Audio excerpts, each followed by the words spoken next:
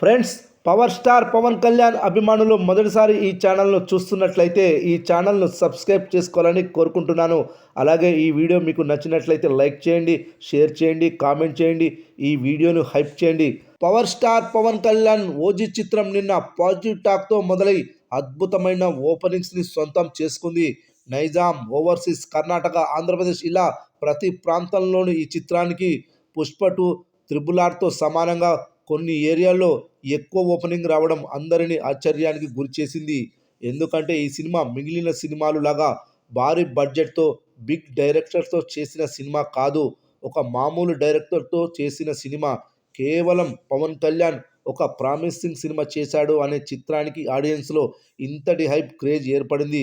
అయితే ఈ సినిమాకి సంబంధించి అఫీషియల్ కలెక్షన్స్ కొద్దిసేపటి క్రితమే నిర్మాత డివివి దానయ్య విడుదల చేశారు. ప్రాంతాల వారీగా ఈ చిత్రానికి వచ్చిన షేర్ వసూళ్లను చూద్దాం. సీడెడ్ మరియు ఉత్తరాంధ్ర ప్రాంతాల్లోని అనేక బీసీ సెంటర్లో చిత్రానికి అనుకున్న స్థాయిలో వసూళ్లు రాలేదు.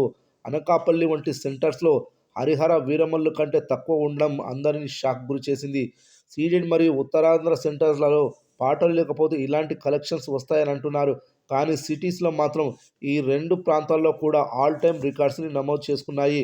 ఇక నైజాం ప్రాంతంలో అయితే అందరూ ఊహించినట్టే ఆల్ టైమ్ రికార్డు నెలకొల్పింది.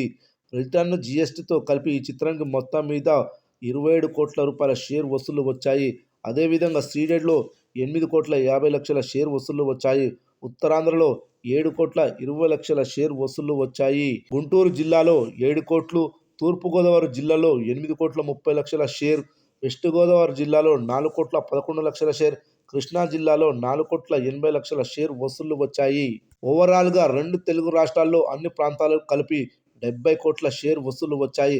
అదేవిధంగా కర్ణాటక, రెస్ట్ ఆఫ్ ఇండియా మరియు ఓవర్సీస్ ప్రాంతాలు కలిపి దాదాపుగా 35 కోట్ల షేర్ వసూళ్లు వచ్చాయి. ఓవరాల్గా వరల్డ్ వైడ్గా ఈ చిత్రానికి 105 కోట్ల షేర్, 154 కోట్ల గ్రాస్ వసూళ్లు వచ్చాయి. పవన్ కళ్యాణ్కి ఇది మొట్టమొదటి 100 కోట్ల షేర్ సినిమా. నిన్న మొన్నటి వరకు అందరూ పవన్ని 100 కోట్ల షేర్ లేదని తెగ వెక్కిరించేవాళ్ళు.